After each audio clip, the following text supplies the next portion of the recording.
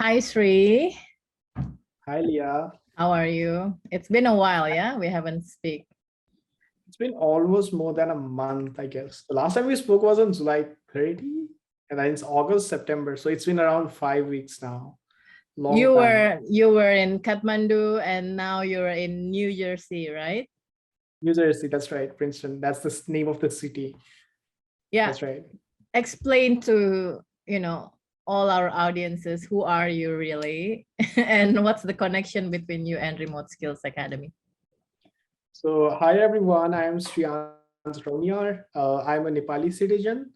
I completed my high school back in 2018 and then applied to a bunch of schools in the US. Luckily, I got into Princeton University and now I'm studying my undergraduate at Princeton University, BSc Computer Science. I'm a sophomore actually. And my connection with RSA is that in my freshman year, I actually applied to internships through IIP, which is the International Internship Program offered by Princeton University. And luckily, I got placed to Livit. And as a part of my internship, I was required to develop an expansion playbook for Remote Skills Academy. So that's how I was connected to Remote Skills Academy. And that's how I got to know a bunch of wonderful people at Livit. Is that safe to say that you are a very smart person, because it's hard to get into Princeton, right? Yeah, it's actually very hard to get into Princeton. The acceptance rate is pretty low, which is like 4 or 5% on average, and it Wow. also pandemic, and like there are thousands of applicants. Yeah, it's hard, but I'm definitely not gonna tell that I'm the smartest guy. I'm just an average guy who got into Princeton. Maybe it was luck, maybe because it was like a wonderful application that I crafted. I don't know, but I got into Princeton, which is a wonderful thing. But yeah, you're coming from Kathmandu, right? Nepal, right? I've been there. It's so beautiful. But I also know that it's a small country, right? Like how many people? 30 million. 30 million, right? And do you believe that you are the only Nepalese right now on Princeton, or?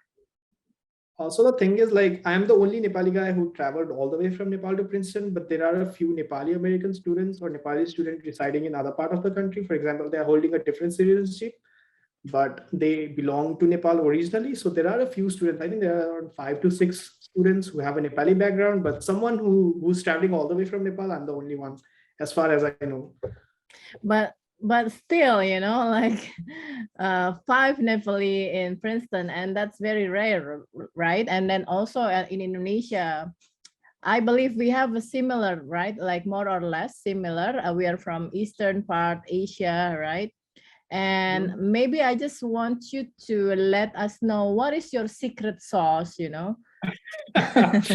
What is the secret? Are you meditating every day? Go to the mountain, riding a yak, or what did you do?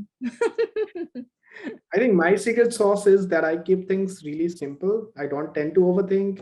I'm doing things that I'm generally interested in, right? I'm not doing things for the sake of doing it. So if I love something, I just do it. So it's as simple as that. And if you are really interested in doing something, learning something, you devote a lot of passion, interest, your time, your commitment towards that goal, right? And you achieve it anyway. So what I do is I just tend to keep things simple and I tend to do it the way I want it. I want to do it. Yeah. But also in terms of, Princeton's, right? Being accepted at Princeton's, do you have a strategy back then, Sri? Back then, I think I wanted to get into a school that gave financial aid. And the reason I chose Princeton was because it had good financial aid, but it also had a very small community. It's like 5,000 undergrad students only compared to any other school, which is like a lot of students. So we had almost 1:4 faculty to student ratio, right? So there are a lot of faculty members and I could easily interact with any of them and they would remember me, right? Also, it's a small community, so it's very engaged, it's very diverse, and it's a very tight-knit community. So I'll get to interact with a lot of people from around the world, right? So that was something I was considering. But the real reason why I chose Princeton was because it's so undergrad focused that all of the research that's happening on campus, all of the big things that's happening on campus are all done by undergraduate students. So in other colleges, what graduate students are doing, we can get to do that at Princeton being an undergraduate. So that's a really big thing. By the time I graduate, I might do maybe a couple of different research, and I could have my own paper. And in other schools, maybe a lot of graduate students are doing that, and you're just assisting those graduate students as an undergrad. But Yeah, things are very different in Princeton.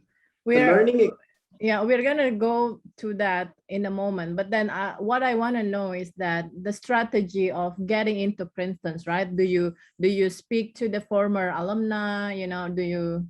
Do you study, like, what is your strategy to get into Princeton? so first thing first, I really wanted to get my standardized test scores really good. So I prepared for SATs really well. SAT subject test was something I was strong at, and I really wanted to perform good in it. And then I was looking to craft my application. And in application, I think like there are a couple of things that you really need to ace. One are the essays, right? The main essay that you have to write for the common app, and all of the other supplemental essays. And the other part is crafting an entire application to reflect exactly who you are as a person, right? So I was showing exactly the personality I wanted to show to Princeton. And I knew like Princeton would love those sort of people. If they accept that people in their community, it's going to be an addition for them, right? So what kind of people? yeah, so Princeton is relatively very young in terms of entrepreneurial activities that's going on campus. So I was just showing them a very curious side of me that wanted to, blend two different areas, two different diverse perspectives, and then come up with something that can potentially like serve to people around the world. So I wanted to show them like I have the entrepreneurial gel, but I'm also very curious about academics. So I'll try to go through a number of different areas, right? Try to come up with something that lies at the intersection of two different perspectives, right? And then come up with something that I can easily convert into a business or a startup or something. And I was showing that curious side of mine, and I think that really helped. Yeah, awesome. So when you enter Princeton, pandemic happens, right? Yes. First, and you kind of end up stuck in Kathmandu doing remote learning, basically, right? How was that experience for you? So when I started, like, I was pretty excited because I was starting classes at Princeton. So the first few weeks, I guess I was just staying up, an hour before the classes. I was just like, oh, the class is about to start, about to start. I was so excited about it. And suddenly, like, everything is starting to change. The way I sleep, the way I work, the way I live my like normal day, everything is changing. Everything is shifting to a different side because I'm becoming more nocturnal now, right? I'm trying to stay awake the entire night because I have to take classes, which was interesting, but because like it's really late night back in my country because of the time zone differences, I was not being able to participate really well. So a lot of things that the campus was doing, I was not being able to participate well in that as well. But slowly, like after I think like maybe a couple of months, I got so used to it that it became normal to me. So first semester, few weeks, very difficult, and then I was so normalized. Then I could do anything and everything I want to during the same day. So it became a habit to me, and I have the same habit right now to not sleep, really early. Staying late until 2 a.m. or 3 a.m., just going to sleep and waking up early again. So yeah, so right now it's our time difference right now is like 12 hours, or you are at 9 p.m., right? Actually, it's 9:25 p.m. right now, and I believe it's around 10 a.m. No, 9:25 a.m. Oh, so it's exactly 12 Yeah, hours. yeah. So yeah, it can be, but when you were gladly when we were working together, you were at Kathmandu, right? So it's not too bad, the time difference. It was not. It was pretty easy actually, because like you guys were having meeting at 5 p.m. and I think I was having that at 6:30 ish. I think. I remember So that it's all good. Yeah, it was all good. It was pretty easy. Yeah. So you were studying online for how many years? For 1 year. I completed my first 2 semesters. For 1 year, and then you said that Princeton has one of the best community, right? How do you find it during online? How do you do it? How do you guys do it? Building and engaging in community online. Best thing about Princeton is the way they teach. I think a lot of schools do that, but the best thing is like once we have a big lecture, right, and then we have smaller precepts. So maybe in the lecture there are like 60 students, maybe, but then in precepts they don't allow more than 10 or 12 students. Sometimes it's as small as like 6 students or even 8 students, right? So during those precepts, they go over the entire materials that's been covered in the lecture again, and they ask us a lot of questions. They ask us to participate, and they want us to understand the material. So once you go to precepts, once you start understanding materials, and then you form a lot of study groups, right? We had a lot of study groups, So if I'm taking the same class, someone else is taking the same class, we are just forming a group, like a group on GroupMe or any other social media app, and finding out the best time in which we can meet, and we can go over the presets, like the problem sets, right? And we can go over the materials of the course. If I don't understand anything, he or she or they are gonna like explain it to me. If they do not understand, I'm gonna explain it to them, right? So those sort of study groups really help. The precepts, it's really helped. The university actually made sure that they would accommodate all of the international students. So they had like traditional office hours. They had like all of the professors, they were very lenient about that. So if I'm sending an email like at like 12 p.m. Local time at Princeton, they're still responding to those emails. So it was like the university, the professors, everyone in the community, everyone were just stepped up, and they were like, okay, we'll need to make sure that everyone is engaged, everyone is within the loop, and no one feels, left alone. So it was like a combined effort of everyone. Yeah, and then now tell us the how do you call it? The not the struggle, but then your effort to go back to the US, to go to the US from Kathmandu. Because I know it's not easy, right, with the pandemic and everything. Yeah, so the thing is, like, we were in strict lockdown for the first few months after the pandemic struck. Like, for the first, I think, few weeks, we are not so concerned as a country because we did not have many cases. And suddenly, because we shared an open border with India, a lot of cases actually started to emerge in Nepal, and then we entered into a strict lockdown. And then things got really wild and crazy because we were in strict lockdown. The embassies closed. I don't have a valid visa. And then the university announces that it's welcoming all of the undergrad and grad students for like the spring semester of 2020. And I was like, oh my God, everyone's going to be back on campus. I think it's going to be all like in-person classes and stuff. And I'll be left all alone in my country because the embassy is closed. So I started reaching out to USIF, the United States Education Foundation, right? I was part of the Opportunity Funds program. I started reaching out to them. They started contacting the US Embassy in case they can do something for me, right? So we were in a continuous loop of communication, trying to reach out to US Embassy. I sent out a bunch of emails and they're like, no, this cannot happen right now because the embassy is not processing any consular services. And then after the second semester ended, like I was waiting for the embassy to open, right? And luckily the embassy actually opened at the right time. So I got my visa, and then like the tickets, the OF program provided me with the tickets. All I had to do was just test negative before I flew. And once I had tested negative, I now knew like I'll be going back to campus, which was a good thing. Then I came to campus, I had to quarantine for 10 days. It was like a strict quarantine. The food was really planned because you would get like quarantine food 2 times a day, and then you have to just stack it if you want to eat it like for the third time, right? They would give us breakfast at like if I'm gonna eat tomorrow's breakfast, they're gonna give me that today. So with today's dinner, I also have tomorrow's breakfast. So sometimes it would be just difficult to manage all of that. And then once I was out of quarantine, then I got to know that Princeton is all about the campus. You go around, you go to dining halls. It's really big. It's really wonderful. The foods are really good. Like people are really awesome. You get to meet teachers, professors. You get to see classes, the auditoriums, the fields, all of the facilities that the campus have. And it's going so good. So now, like so far, I'm not missing anything right now. Like not my country, not my people, because I'm so excited. I'm so into Princeton right now. Is this the first time you go to the US? Yes. Oh, wow. You know what, Sri, when I was your age, I was just, everything was taken care of by my parents. So far, it was the same for me. It was the same for me. My mom used to do everything for me. My sisters, my dad, they used to do everything for me. It was just like a bunch of personal things that I used to do on my own, or sometimes just dedicate my time to help my parents or sisters do something. But a lot of things like cooking food, they used to do it for me. Washing clothes, they used to do it for me. What was I doing? Nothing. Once I'm here, I need to clean my own room. You see how messed up it is. Now I'll have to clean that room. Actually, I'll have to like clean the floors. I have to do everything on my own, which is kind of being independent, and it sounds really good. It's a new phase in my life, I Yeah, would say. I think that's really inspiring, Sri, because like your perseverance, in all aspect to get to that spot right now is admirable. So congratulations to you. Thank you. Yeah. Thank you. Yeah, and let's talk a little bit about your internship experience, right?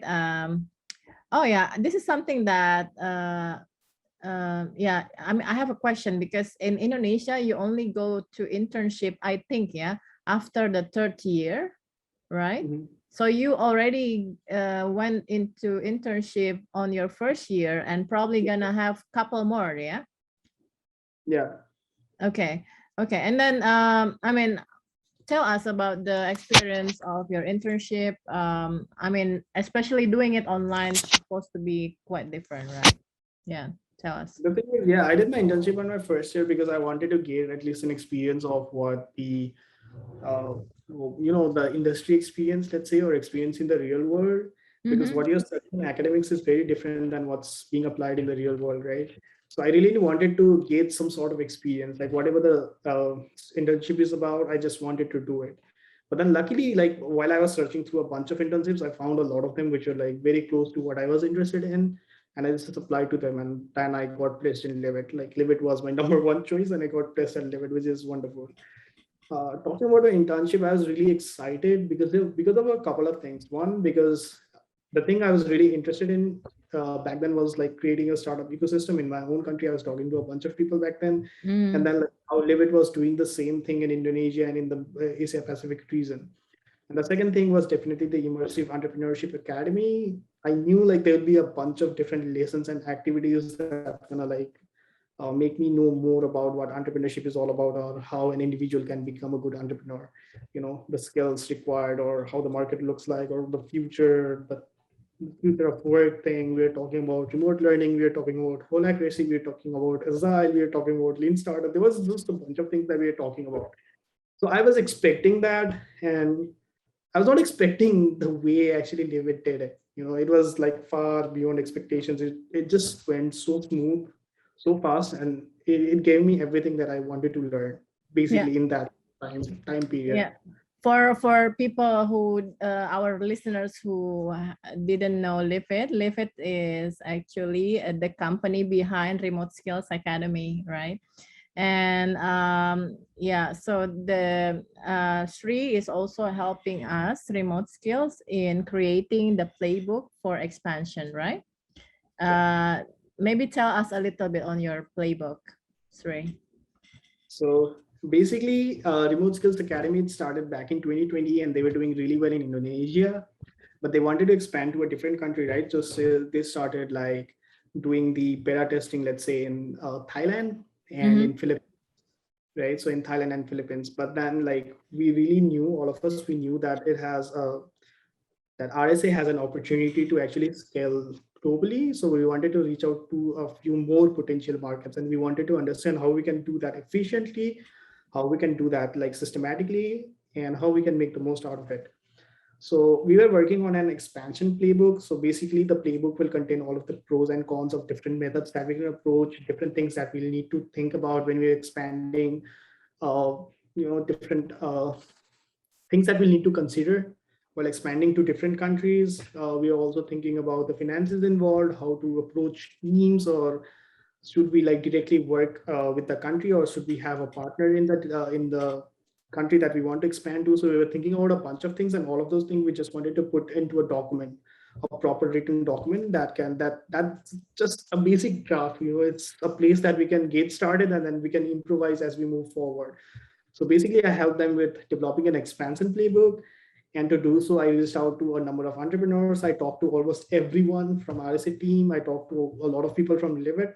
Right, I still remember how Lavinia was helping me connect with a lot of entrepreneurs. If for those who don't know, Lavinia is the current managing partner at Livit, and she also looks after the activities of RSA. And she was my internship mentor. Let's say she was my mentor, supervisor during my internship, and it was really great working with Lavinia. So during that time, I reached out to a bunch of entrepreneurs. I reached out to a few of my friends as well, trying to understand their perspectives on how I should take it forward. And then I started drafting it. And then like all of the RSA team, they basically commented on like how the playbook and they wanted to make a few changes. I made those changes. And then once we knew that basic like playbook was ready to be tasted, then we actually like began like using the playbook. Basically, like, we're still waiting to use the playbook somewhere, I believe, or has it already started? Yeah. Yeah, so thanks to you that we already start to basically really look seriously into that, right? We implement it in our website. So if you guys listening and you're from Southeast Asia, please feel free to come to our website, remoteskills.academy, and you can see start a chapter there. And you can click it, and then you can apply to be a Remote Skills Academy chapter on your country. So thank you, Yeah, Sri, for that. Yeah. Make sure you guys understand what Remote Skills Academy is all about. So try to explore the website as much as possible. Yeah. Thank you. And also if you guys, Sri and Princeton has their own community. Remote Skills Academy has our own community.